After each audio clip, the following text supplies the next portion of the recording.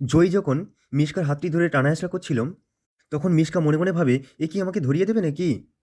তখন জয়ীর থেকে হাতটাকে ছিনিয়ে নেয় মিশকা। আর সে মনে মনে ভাবে যে আমি এখানে এসেছিলাম সেটা প্রমাণ রাখলে হবে না। তাই জয়ীকে চিরতরে সরিয়ে দেওয়ার জন্য জয়ীকে একটা বিষ ইঞ্জেকশন দিতে যাবে। ঠিক সেই সময় রুচিতা ম্যাম জয়ীর কাছে এসে বলে, আমি টয়লেটে গিয়েছিলাম, কে এসেছে? তখন জয়ী রুচিতা ম্যামকে বলেন, দেখো না, এ আমাকে নিতে এসেছে, এ আমাকে নিয়ে যেতে চাই। তখন রুচিতা ম্যাম জয়ীকে বলেন, তোমার দরজা খুলতে মানা করেছে না তোমার পাপা? এবং শোয়েও তো মানা করেছে, ওয়েট করবে। কারণ তুমি তো বুঝতে পারবে না যে কে এসেছে, তুমি তো চোখে দেখতেও পাও না। তখন মিশকা মনে মনে ভাবে, এ মেয়ে তো চোখে দেখতেই পায় না, ও আমাকে চিনতেই পারে না। রুচিতা ম্যাম তখন মিশকাকে জিজ্ঞাসা করে, আপনি একে কোথায় নিয়ে যাবেন, কে পাঠিয়েছে আপনাকে? মিশকা তখন বলে, কোনো ব্যাপার না, আমি পরে কথা বলে নেব ওর সঙ্গে। বলে যখন চলে যেতে চাইবে, তখন রুচিতা ম্যাম আবার জিজ্ঞাসা করে, প্রথমে বলেন আপনি কে? তখন মিশকা আমতা আমতা করে বলে, আমি তো প্রথমে বললাম যে ডক্টর সাবনে ভেজা। রুচিতা ম্যাম বলে, আপনি বাঙালি, আপনাকে কোন ডক্টর পাঠিয়েছে? ঠিক আছে, আপনি দাঁড়ান, আমি জয়ীর পাপা সাক্ষ্য স্যারকে ফোন করছি। বলে যখন রুচিতা ম্যাম সেখান থেকে চলে যায়, ঠিক সেই সময় সেখানে সূর্য চলে আসে। সূর্যকে দেখে মিশকা তখন একটু আড়াল হয়ে দাঁড়ায় এবং ডাক্তারবাবু সেখানে এসে জয়ী জয়ী বলে ডাকতে থাকে জয়ীকে। আর জয়ী বলে, আপনি? ডাক্তারবাবু বলেন, জয়ী, আমার এখানে আসাটা তোমার ভালো নাও লাগতে পারে, তো আমি তোমাকে একটা কথা বলতে চাই। জয়ী, অলি প্রচণ্ড জ্বর হয়েছে, ও জ্বরের মধ্যে তোমাকে শুধু নাম ধরে ডাকছে। একজন বাবা হয়ে তোমার কাছে ভিক্ষে চেয়ে, তুমি একটু চলো না ওর কাছে জয়ীমা। তুমি তোর একমাত্র বন্ধু, তুমি গেলে ওর ভালো লাগবে, তুমি চলো না প্লিজ আমার সঙ্গে। জয়ী তখন পিছনের কথাগুলো মনে মনে ভাবে, ছোটবেলার কথা, যে আমি ভালো না থাকলে ও যে ভালো থাকে না, ও ভালো না থাকলে যে আমি ভালো থাকি না। এবং সই যে আমাকে বলেছিল যে ও খুব কষ্টে আছে, আমিও তো খুব কষ্টে আছি। সে এইসব কথাগুলো ভেবে ডাক্তারবাবুর সঙ্গে যাওয়ার জন্য রাজি হয়।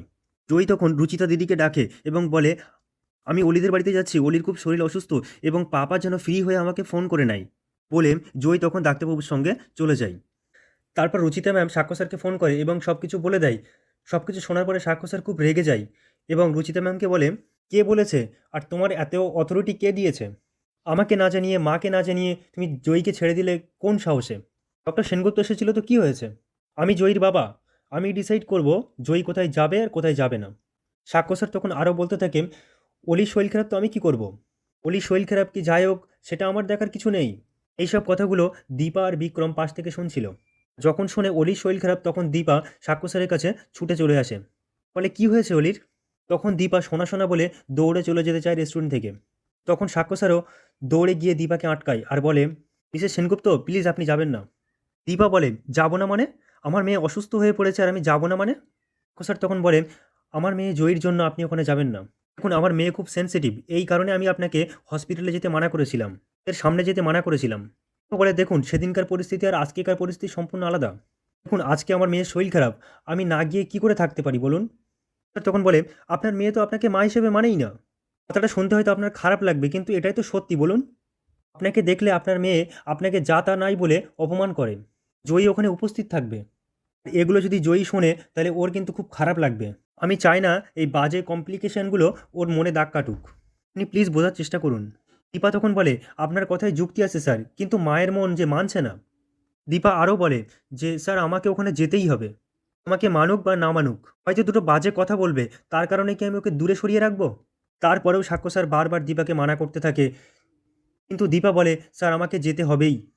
এই বলে যখন দীপা এগোতে থাকে, তখন সাক্ষ্য স্যার বলে, আমি যদি যেতে না দিই আপনাকে? দীপা বলে, প্লিজ স্যার, আপনি এই অন্যায়টা করবেন না। আর আপনি যদি আমার ভালো চান, আমি আপনাকে রিকোয়েস্ট করছি, আমার একটা অনুরোধ আপনি রাখেন, আপনি আমাকে নিয়ে চলুন।